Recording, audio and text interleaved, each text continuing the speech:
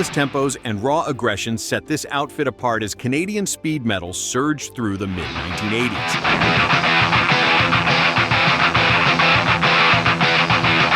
Their blistering track, Tear Me to Pieces, from the 1986 album Malicious Intent, showcased the fierce riffing of guitarist Dave Carlo, whose tight, razor-sharp leads defined much of the act's signature sound. Tear me to pieces, tear me to pieces. Alongside that anthem, Evil Invaders became another staple among die-hard thrash fans, circulating widely on cassette tapes within the North American underground.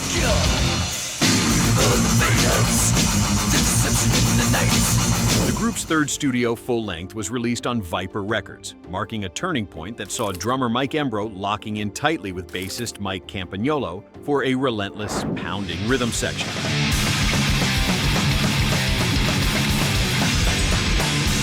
This act never achieved mainstream breakout, yet their relentless touring made them a fixture at Canadian club venues where metalheads packed in for sweat-soaked, high-speed sets.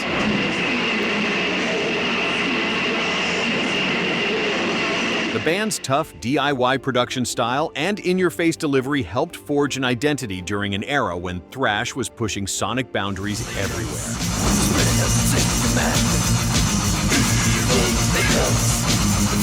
Number 9. Sortilège.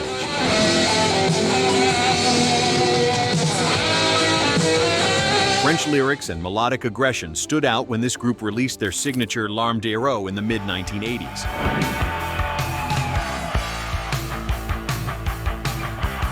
Alongside that anthem, D'ailleurs gained recognition for its blend of classic metal riffs and soaring vocals. The act's 1986 album Larme d'Héros became a touchstone within the Eurometal underground, introducing many to frontman Christian Augustin, whose powerful delivery became the band's essential hallmark.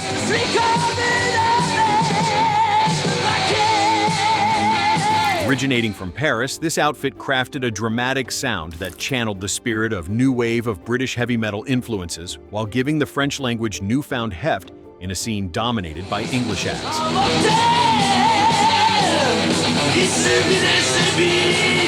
Guitarist Stéphane Dumont brought melodic solos and inventive arrangements to the forefront, shaping these songs with an epic feel that resonated far beyond their home country.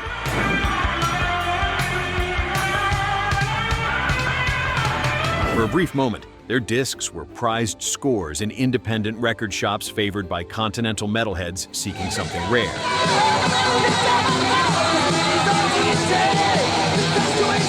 This cult status has only grown with time among genre connoisseurs.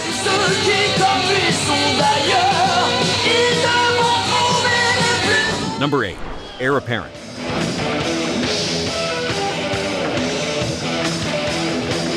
Seattle's rock underground saw a burst of progressive and power-oriented acts during the mid-1980s, and this group emerged as a secret weapon for discerning fans.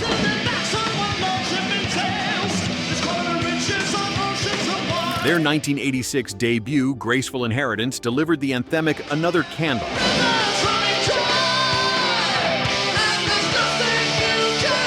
Alongside the intricate Tear Down the Walls, each song showcasing the soaring range of frontman Paul Davidson.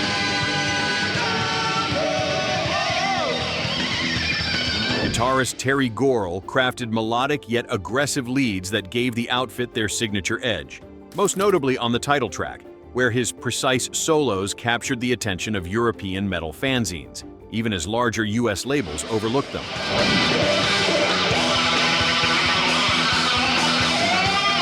The album was initially released by the tiny French label Black Dragon Records, which found more buyers overseas than at home, turning this act into a rare import prize at American indie record stores in the later part of the decade.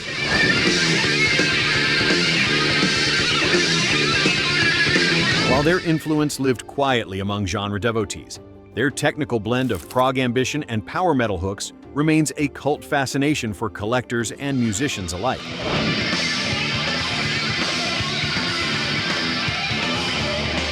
Number 7. Fifth Angel.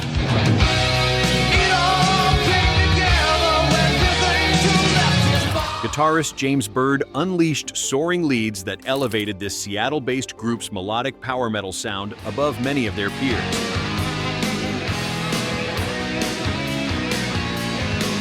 In the Fallout set the tone on their 1986 self-titled debut, blending polished harmonies with punchy riffs.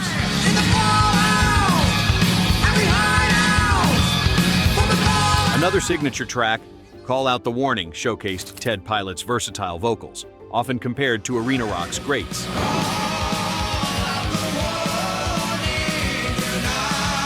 The album, released through Shrapnel Records, delivered the kind of major label production value rarely seen from underground acts at the time, thanks to the guidance of producer Terry Date at Steve Lawson Productions.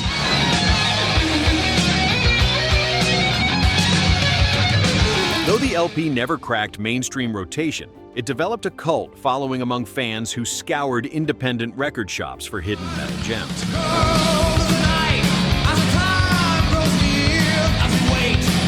This band's pristine musicianship and ambitious songwriting, while overshadowed by flashier arenas of the era, earned regular spins on college radio shows where deep cuts reigned.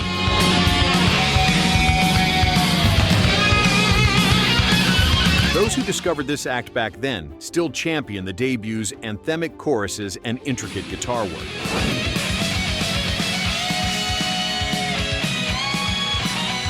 Number 6. Omen.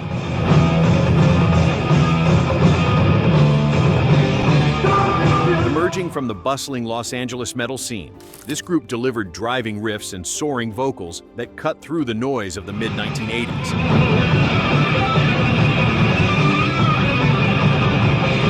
The powerhouse track Teeth of the Hydra showcased the fierce guitar work of Kenny Powell, whose melodic yet aggressive playing defined the outfit's sound and contributed heavily to the music's lasting potency.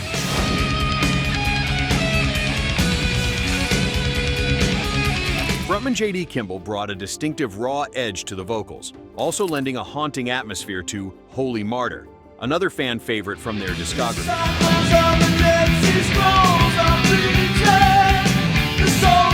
Their album, The Curse, arrived in 1986 and cemented the band's reputation as purveyors of U.S. power metal, even as major labels largely ignored the style outside of the mainstream.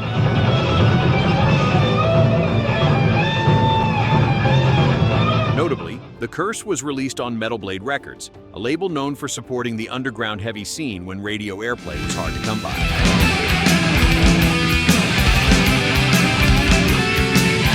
This act's cassettes circulated through tape trading networks, building a cult legacy among metalheads searching for something beyond the charts.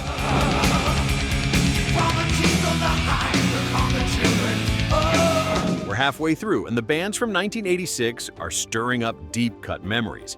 Which of these underrated acts did you champion, or discover years later through a crate dig or playlist? Got a cult favorite we missed that should have been bigger? Drop it in the comments.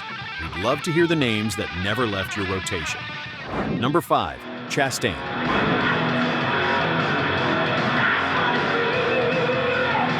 Emerging from the American Midwest during the height of the 1980s metal surge, this powerhouse act forged a distinct blend of technical guitar work and commanding vocals.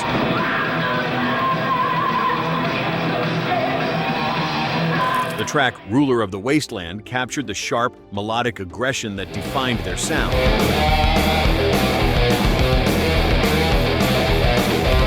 While Angel of Mercy proved equally memorable among genre diehards.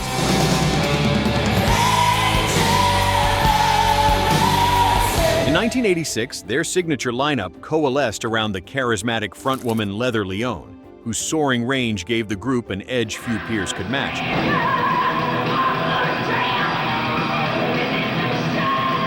And guitarist David T. Chastain, whose intricate riffing anchored the album released through Shrapnel Records that same year.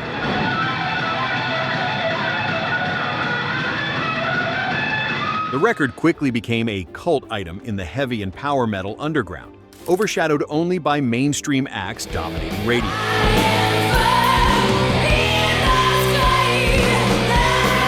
This outfit found loyal listeners in independent record stores and at late-night metal radio slots, where their songs stood out with both ferocity and virtuosity. quietly earning respect long after the decade faded.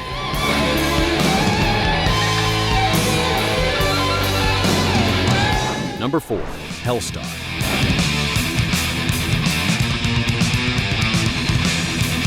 Technical wizardry was at the heart of this act's 1986 offering, with Larry Berrigan's intricate guitar work slicing through thunderous arrangements that demanded attention.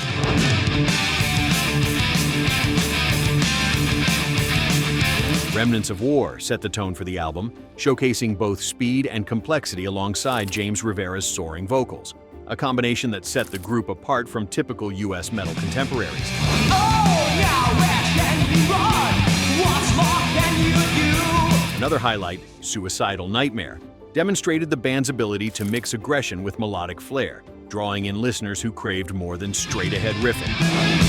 Suicidal nightmare. Hailing from Houston, Texas, this power and thrash outfit dropped their second studio album, also titled Remnants of War that same year, and developed a reputation for tight musicianship in a fast-developing regional scene.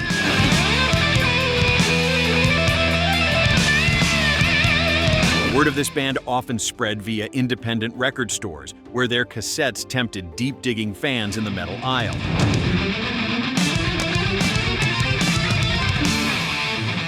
While overshadowed by mainstream names, the group's legacy continues among listeners who value technical precision and daring ambition from that explosive period. The end is now just begun. Look for the rising sun. Number 3. Cirith Ungol.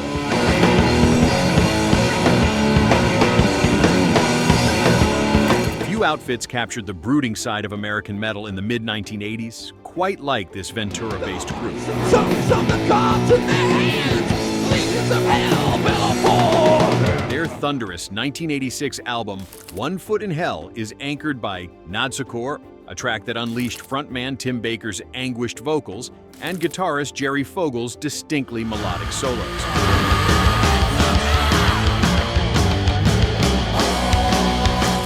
Rising also stands out from the record, helping cement the act's cult reputation among those who sought epic or doom-tinged heavy metal.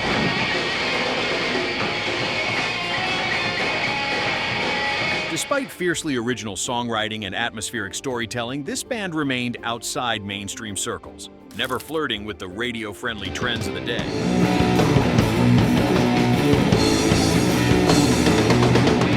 Concrete nugget. One Foot in Hell was released on Metal Blade Records, gaining traction in independent record stores across the American metal underground.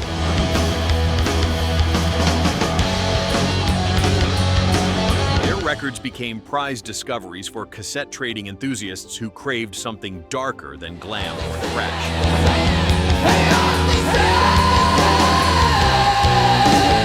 While the larger scene chased polish and power ballads, this group's sound haunted late-night vinyl listening sessions and forged a legacy still revered by devoted collectors.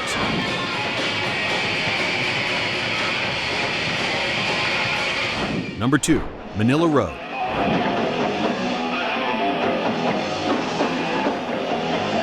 Rumbling out of Wichita, Kansas, this act forged a distinct path on the American metal underground with a flair for narrative and progressive songwriting.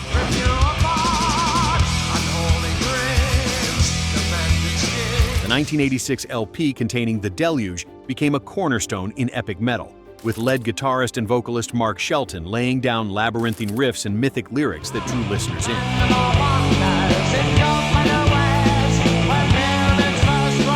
That same album also delivered Road of Kings, a track celebrated among diehards for its galloping pace and dramatic shifts between melody and heaviness.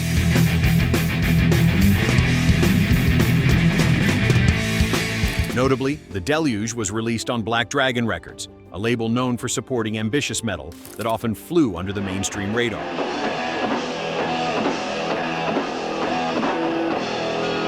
While the group never earned widespread commercial recognition, their sound-filled basement band rehearsals and garage jam sessions for fans hungry for metal beyond the radio dial. The outfit's legacy would influence waves of European power and doom acts in the decades that followed, cementing their status as cult favorites.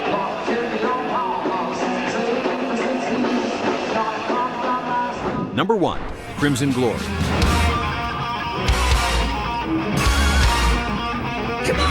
Few bands in the mid-1980s metal surge blended spectacle, ambition, and mystique quite like this outfit, whose members donned silver masks both on and off stage.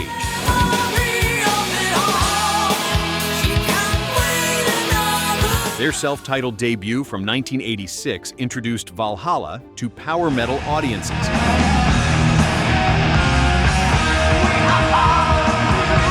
While Azrael showcased the group's dramatic range and technical prowess.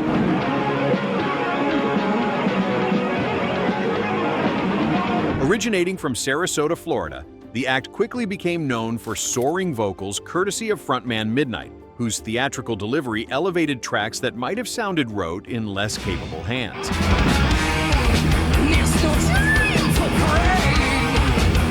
Guitarists John Drenning and Ben Jackson crafted intricate riffs and harmonized solos that nodded to both classic and prog influences, giving the band its distinct musical edge.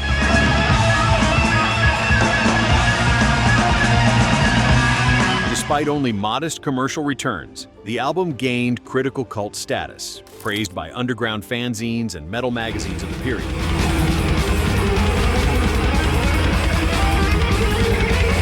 Their image and music lingered in the memories of metalheads who turned up each week at local record stores in search of new sounds outside the mainstream heavy metal circuit.